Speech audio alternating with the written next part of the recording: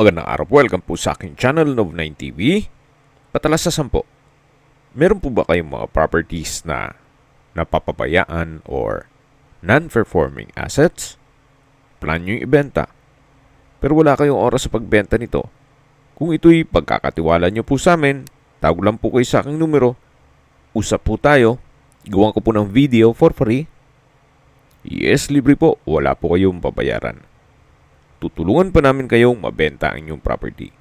Kami na po bala sa marketing, sa boosting or paid ads, even sa tripping. Hindi na po kayo mapapagod sa pag-entertain ng mga buyers. Kami na po bala sa lahat. Tawag lang po kayo. Nandito po tayo ngayon sa Parañaque kung saan meron po tayong bagong video presentation. Isang 2-story house na may lot area na 107 square meters. May floor area po ito na 127 square meters.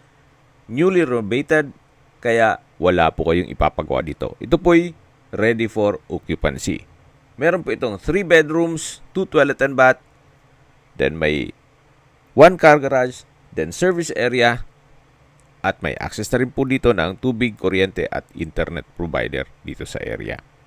Ito po'y flood free at napakalapit lang po sa lahat ng business establishments, even hospitals. Mamaya po sa dulong parte ng video, pag-usapan natin ang distance, location at travel time, pati presyo nito. Dito po sa kabilang side ay meron pong pocket garden.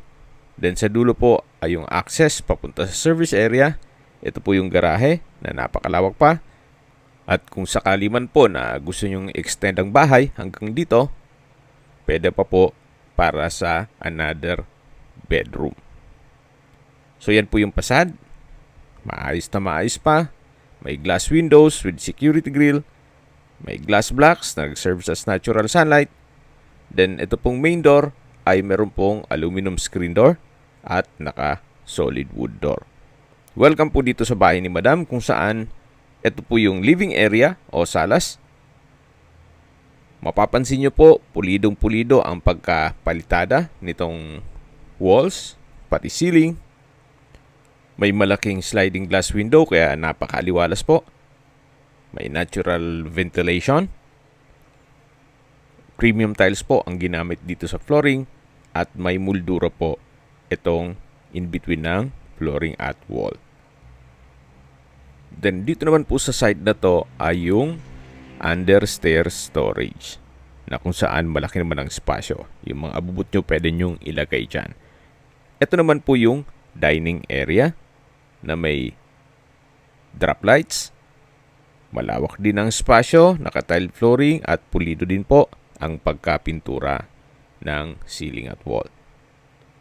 So mula po dito sa dining area, matatanaw naman natin ang formal kitchen.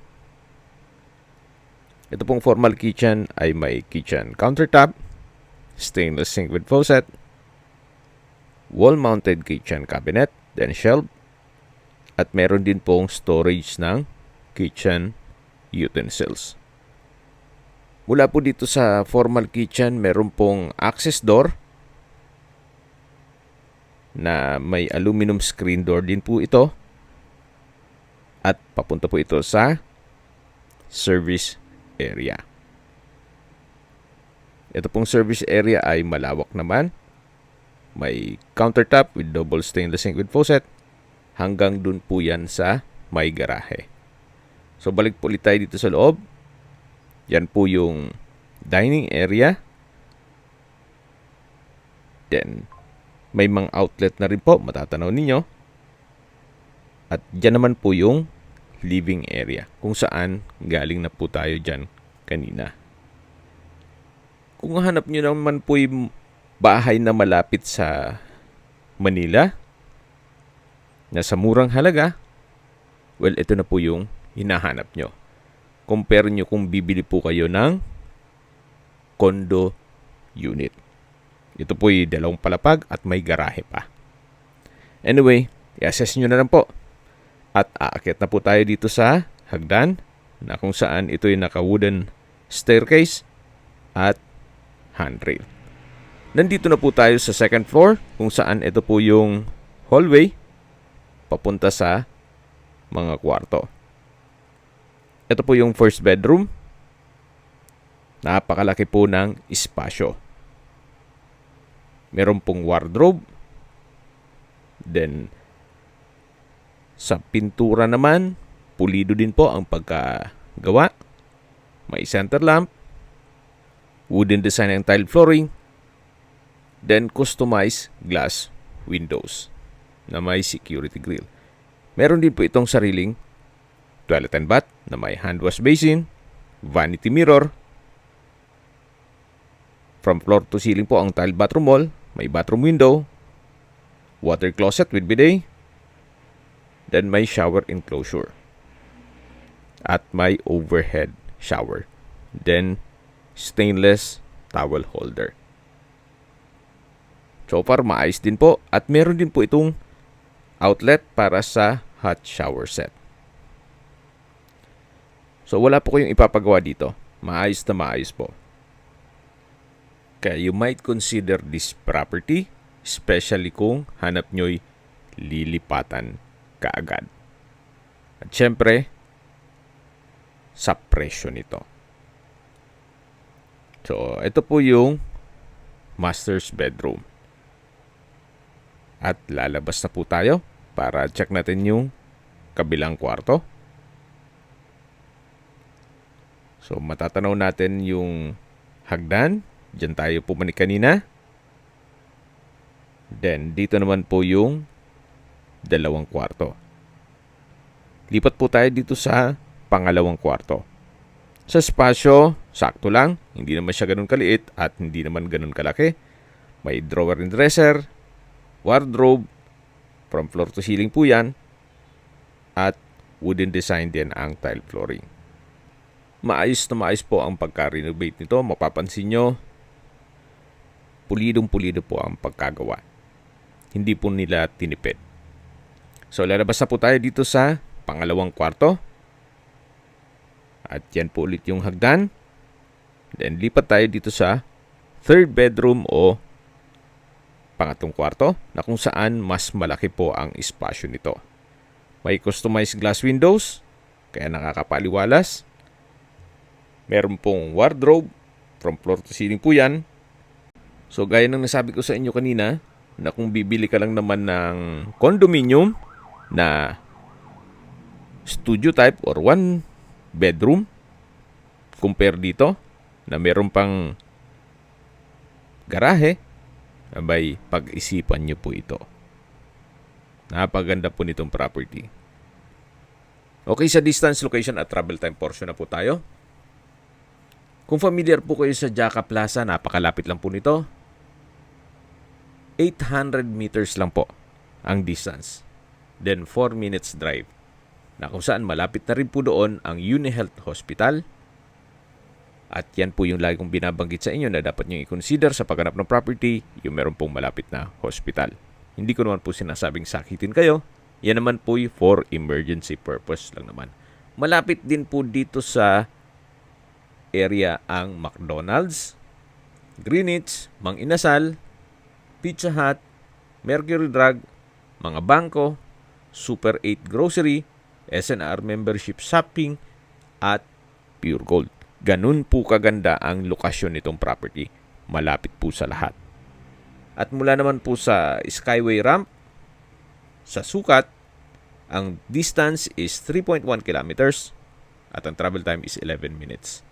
Mula naman po sa BGC, ang distance is 18.4 kilometers at ang travel time is 54 minutes. Mula naman po sa Makati, ang distance is 16.6 kilometers at ang travel time is 40 minutes. Mula naman po sa Quezon City, ang distance is 35.2 kilometers at ang travel time is 1 hour and 20 minutes. Mula naman po sa airport, ang distance is 12 kilometers at ang travel time is 37 minutes. Ito po yung common toilet and bath kung saan napakalinis po. Meron po itong water closet with bidet, shower enclosure, hand wash basin, at vanity mirror.